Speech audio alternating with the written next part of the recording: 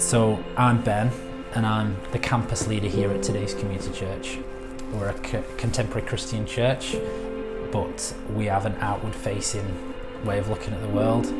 So we built a conference venue and a concert venue, 1,000-seater auditorium in the heart of Wigan, and our aim is for this site to be a resource.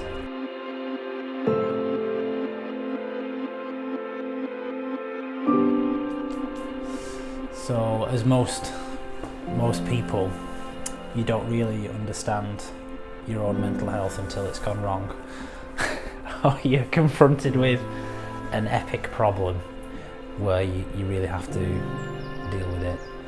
But I think I got to the point where I was pressing stuff down in myself so much that it was like a spring, that there's only so much tension the spring can take until it recoils.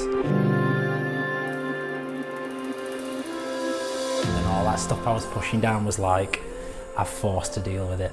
I've always struggled with sort of insecurity and a little bit of anxiety towards what other people think about me. I was almost unable to evaluate myself. I was unable to appreciate myself or understand when I did a good job or a bad job. I would always look to someone else to validate that in me.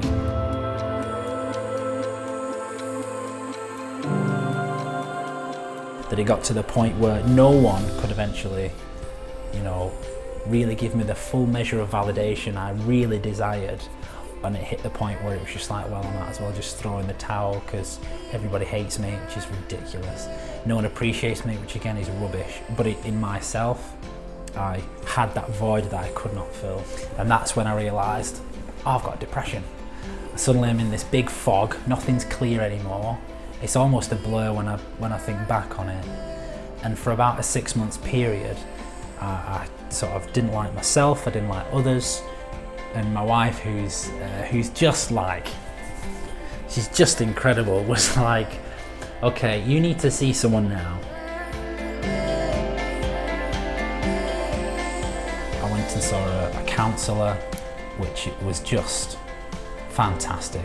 And I remember there was one session where I sat down and I said something out loud, and she said, I just want you to say some stuff. I want you to defend yourself. I want you to say some things about yourself to whoever it is, to the world, whatever, about who you are and what you believe. And I remember just sitting there, really ugly, just red eyes, crying, and I remember just saying like, I'm really proud of myself, like who I am. I really like myself, and I don't want anyone to rob that or take that from me. But I know I'm here for a reason, and I know that, and I think that was the moment in a few years where I'd felt joy again.